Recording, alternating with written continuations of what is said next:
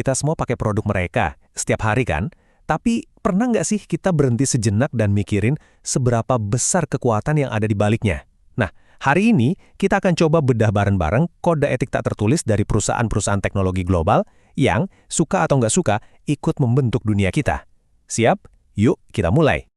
Nah, kutipan ini tuh pas banget buat nanggep inti dari obrolan kita hari ini.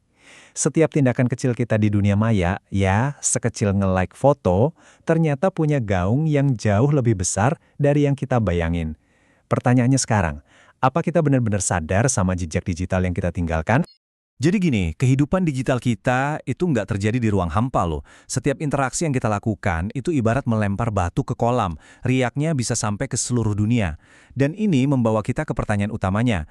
Tanggung jawab etis yang super kompleks kayak apa sih yang sebenarnya harus dipikul sama perusahaan-perusahaan ini di panggung global? Oke, jadi apa sih sebenarnya arti tanggung jawab buat perusahaan yang operasinya melintasi puluhan negara dengan budaya yang beda-beda banget? Mari kita coba bedah satu persatu apa aja yang termasuk di dalamnya. Intinya tuh di sini, kewajiban mereka itu melampaui batas negara.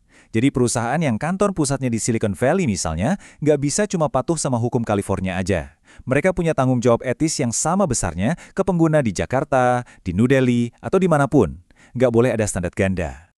Dan kalau kita lihat di sini, tanggung jawabnya itu luas banget. Ini bukan lagi soal bikin aplikasi yang keren atau fitur yang canggih. Ini soal melindungi data kita, memastikan para pekerjanya diperlakukan secara manusiawi dimanapun mereka berada, dan yang paling penting, secara aktif mengelola dampak sosial platform mereka. Ini tugas yang super besar. Terus, kenapa sih isu ini jadi penting, Ganet? Jawabannya simpel, skalanya. Bayangin deh, Meta, Google, TikTok, mereka itu nggak cuma mempengaruhi ribuan atau jutaan orang, tapi miliaran setiap hari. Satu keputusan kecil yang mereka ambil di ruang rapat bisa mengubah arah demokrasi, ekonomi, bahkan cara kita berinteraksi satu sama lain di seluruh planet. Itu kekuatan yang luar biasa besar. Oke, biar kita nggak bingung sama semua kerumitan ini, kita bisa pakai sebuah kerangka sederhana. Anggap aja ini semacam rapor moral buat menilai apakah para raksasa teknologi ini benar-benar jalanin tanggung jawab mereka atau enggak. Udah siap jadi jurinya? 4 prinsip ini standarnya. Pertama, universalitas. Artinya, hak asasi manusia itu ya berlaku buat semua, nggak peduli dia di mana. Kedua, tidak merugikan. Artinya, mereka bertanggung jawab sama efek samping produk mereka. Ketiga, keadilan. Nggak boleh ada pengguna kelas 2. Dan yang terakhir, transparansi. Ini artinya, kita semua berhak tahu gimana sih cara algoritma mereka ngambil keputusan tentang kita. Sekarang, kita pindah dari dunia ideal ke realita yang ya seringkali jauh lebih berantakan. Disinilah kita bakal lihat gimana prinsip-prinsip etika yang kelihatannya bagus di atas kertas itu diuji di lapangan, dan seberapa sering mereka gagal total. Ini dia pertanyaan pertama, dan mungkin yang paling sering kita pikirin. Dengan semua data pribadi yang kita kasih ke mereka, apa informasi itu beneran aman? Beneran dijaga baik-baik? Kenyataannya, rekam jejak mereka tuh ya bolong di sana-sini. Dari pelanggaran aturan privasi super ketat kayak GDPR di Eropa, sampai tuduhan serius soal data pengguna yang bocor ke pemerintah asing. Ini semua bikin kita mikir, janji perlindungan data mereka itu cuma kata-kata manis aja atau gimana? Tapi tanggung jawab etis mereka itu nggak cuma ke kita loh sebagai pengguna, kewajiban itu juga berlaku buat ribuan orang yang kerja buat mereka di seluruh dunia. Pertanyaannya, apakah mereka memperlakukan semua pekerjanya dengan adil? Nah, di sini nih, kita sering lihat kontras yang paling tajam. Di balik citra perusahaan yang modern dan inovatif, ada cerita-cerita tentang para pekerja tak terlihat yang harus menanggung trauma psikologis parah dengan upah minim atau mereka yang kerja di bawah tekanan yang nggak manusiawi. Jadi pertanyaannya, apa model bisnis mereka ini emang sengaja dibangun di atas penderitaan orang lain? Ini membawa kita langsung ke jantung operasi mereka, algoritma. Kode-kode misterius inilah yang menentukan apa yang kita lihat, kita baca, dan kita alami di dunia maya. Tapi pertanyaannya, apakah kode itu adil? Atau jangan-jangan algoritma itu justru malah melanggengkan bias yang udah ada di masyarakat kita? Dan contoh-contoh ini benar-benar nunjukin bahaya yang sering gak kelihatan. Sebuah algoritma yang harusnya netral ternyata bisa belajar untuk jadi bias.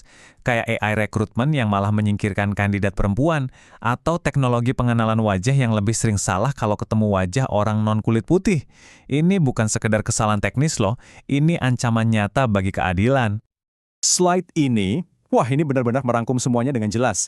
Janji manis untuk melindungi pengguna seringkali malah berbenturan dengan model bisnis yang justru mengeksploitasi data.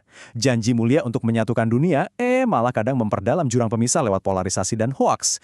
Ironis banget kan? Jadi jelas ya, ini bukan cuma 1-2 kasus aja. Ini tuh sebuah pola yang terus berulang. Mulai dari masalah privasi data di Meta dan TikTok, praktik ketenaga kerjaan di Amazon, sampai disinformasi di Facebook. Tantangan etika ini sifatnya sistemik di seluruh industri. Tapi, bukan berarti kita nggak bisa berbuat apa-apa. Ini membawa kita kembali ke pertanyaan paling fundamental, di persimpangan antara kekuasaan global yang begitu besar dan desakan untuk terus meraup untung, di mana sebenarnya posisi kita, posisi kesejahteraan manusia ditempatkan. Dan inilah kesimpulan utamanya. Kekuatan dan pengaruh yang mereka punya itu datang sepaket dengan tanggung jawab etis yang luar biasa besar. Sebuah tanggung jawab yang jauh melampaui angka-angka di laporan keuangan. Ini tentang hak asasi manusia, keadilan sosial, dan kesehatan demokrasi global. Dan kita semua, sebagai pengguna, punya hak penuh untuk menuntut pertanggungjawaban itu. Saya akan tinggalkan Anda dengan pertanyaan ini untuk direnungkan.